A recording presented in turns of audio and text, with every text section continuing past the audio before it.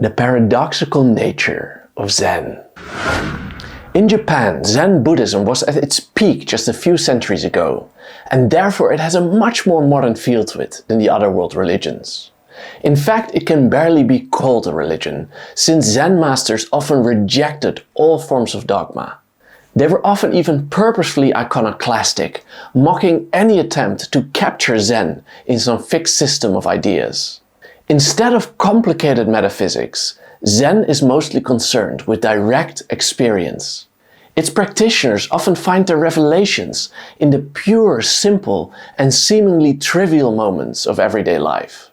And whereas the original Buddhists saw the world as a painful illusion that one should strive to escape, the Japanese were generally comfortable in the world and sought to experience reality just as it is, right here and right now. In today's lecture, we'll go deep in an attempt to understand Zen as far as is intellectually possible. We'll start discussing the paradoxical role of meditation in Zen, and then the strange illogical questions called koans that Zen students were required to answer.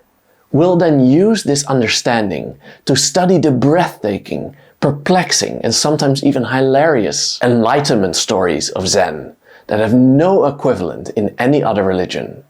It will be well worth your time. Hey, good to see you. This is Stephan, author of In Search of the Sublime. On this World History channel, we'll trace humanity's relentless pursuit of scientific truth, moral excellence, and enlightenment. We'll meet anyone from Mesopotamian astronomers and Indian yogis to Greek philosophers and Enlightenment scientists. And you'll meet them firsthand using primary sources, giving you valuable insights that transcend the surface-level understanding you get on other channels. Go check it out for yourself. Let's start. Just as in traditional Buddhism, Zen masters believe that our egotistical thoughts distort our view of the world. For instance, our ego gets us to become overly attached to things, but all things are transient, leading inevitably to suffering. The so-called Mahayana Buddhists went even further, claiming that the entire concept of the self is an illusion that needs to be discarded if we want to experience the blissful state of nirvana. And meditation was seen as a way to reach this state. It was a way to clear the mind and reach nirvana.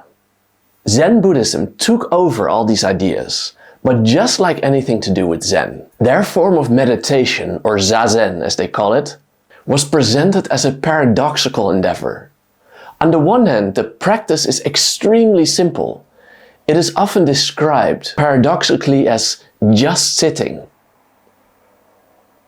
But as you can probably imagine, any conscious attempt to just sit without overthinking, going from one thought to the next, often ironically just fills the mind with even more self-judging and self-defeating thoughts about not being able to just sit. The trick, of course, is to not resist the thoughts, but to allow them to come up and go away again in a detached manner. To not be bothered by them, and then eventually the thoughts will decrease in number by themselves because you don't give them attention. But how to do this? Even the thought of wanting to do that is already a thought that you're trying to avoid. So it's a very paradoxical endeavor. A layman once asked the Zen master Bankei about this process. He asked, "My mind is constantly filled with thoughts. No sooner do I get rid of one thought and then another arises. How can I clear my mind of these thoughts?"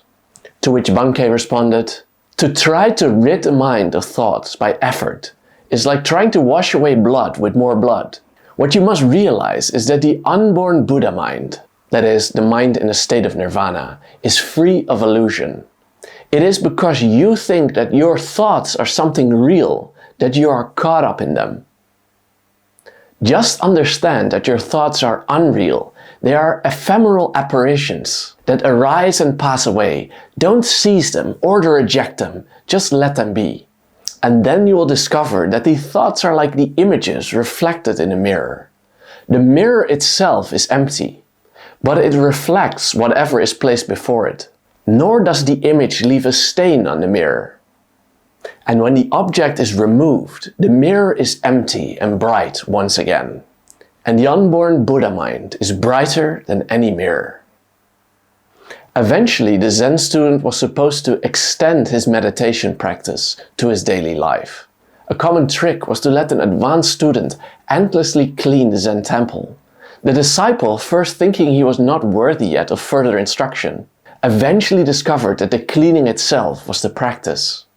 His purpose was now to experience the same meditative state, the same blissful state of nirvana, but now while doing a simple activity. In this way, the Zen master Muso famously said that eating, drinking and getting dressed, and even going to the toilet were opportunities for meditation.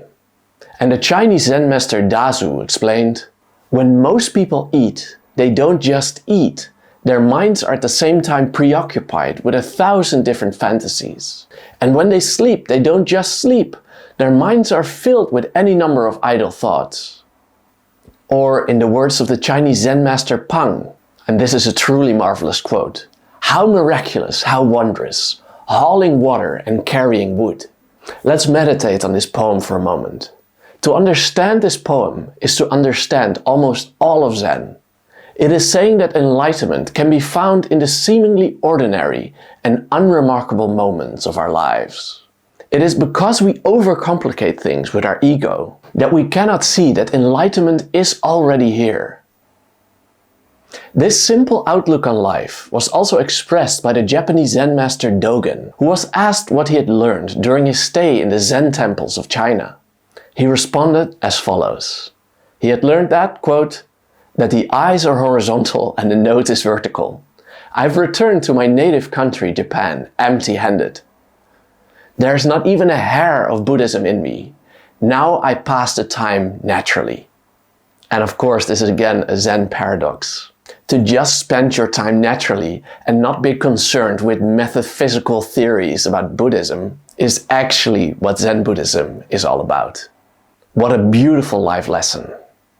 Zazen, or sitting meditation, was also generally regarded as superior to even the Buddhist scriptures.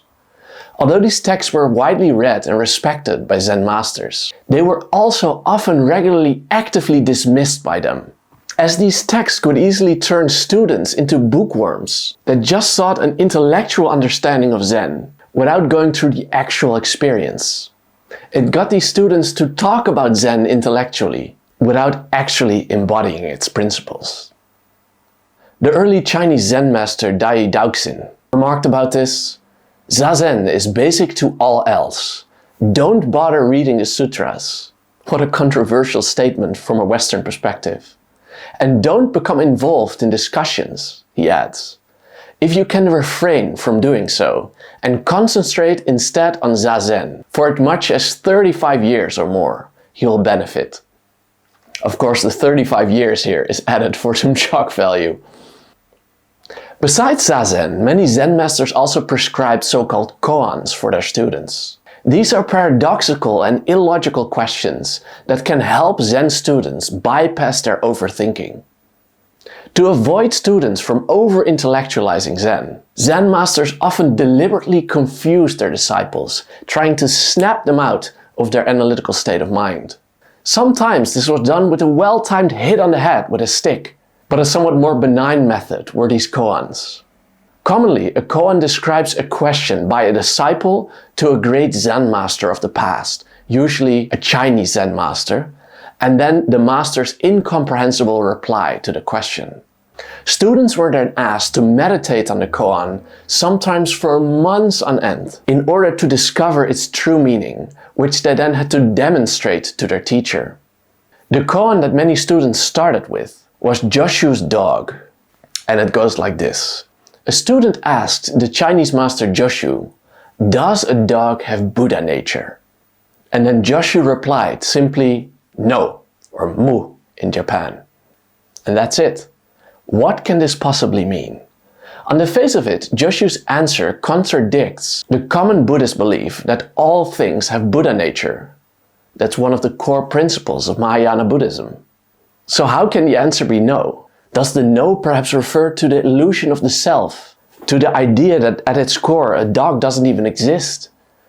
Or is the no perhaps a rejection of the question itself? Because the student is obviously overthinking things when you think about the Buddha nature of a dog.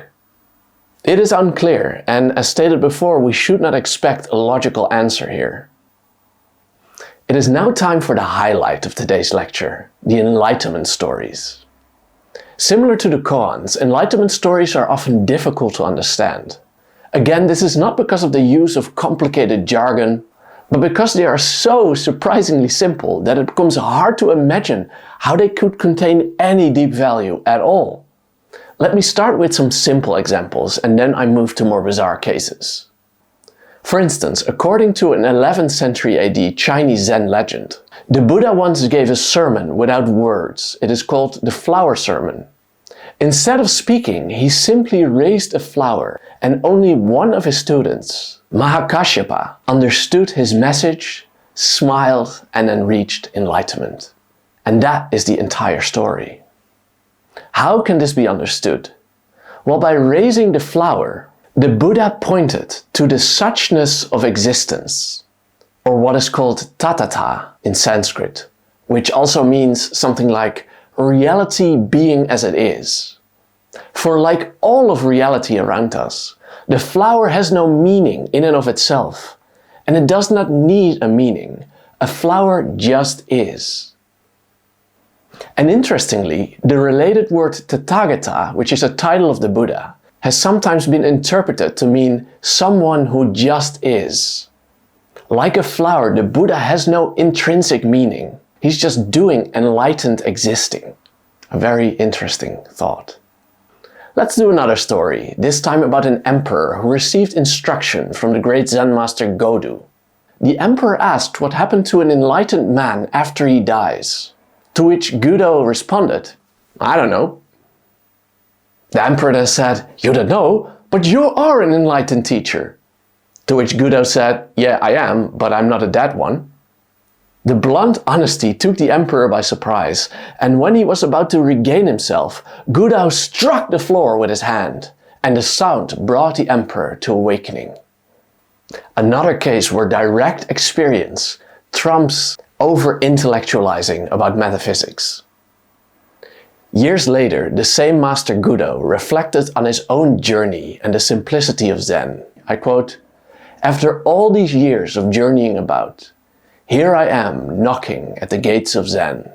I have to laugh. My staff is broken, my umbrella torn, and the teachings of the Buddha are so simple. When hungry, eat. When thirsty, drink. When cold, wrap yourself in a good warm cloak." Beautiful. Now let's discuss one of the more absurd examples. When a student was begging Master Joshu to take him on as a student, the Chinese master only said, "Have you had anything to eat yet?" To which the disciple responded, "Yes, I have, thank you." And then the Zen master added, "Well, then you better wash your bowl." And on hearing these words, the monk achieved enlightenment. What this might mean, I leave up to you. And then another one. A student asked the Chinese master, "Who is the Buddha?" To which the master replied, "Would you please pass me the water pitcher?" Thinking the master had not heard him, he then asked it again, to which the master replied, "Oh yes, well you know, he's been dead a long time now." And after these words, the student reached enlightenment. Notice that these enlightenment stories make no references to gods, not to complex metaphysics, not even Buddhist metaphysics, not even to morality. Instead, they are about a direct and clear experience of the here and now. It is a truly unique method in the history of religion. And it's well worth diving into an hour here and there throughout your life. And there we have it, the basics of Zen. In the next lecture, we'll study the life of the eccentric founder of Zen, the great but also crazy Bodhidharma. But for now, I want to thank you for watching all the way up to the end. That greatly helps my channel. And if you enjoyed what you learned, then please do me a small favor by clicking the like button and the subscribe button. That will also greatly help me out. And if you want to read more about many topics from world history, then read my book, In Search of the Sublime. You can read it for free on worldhistorybook.com. See you next time. Bye bye.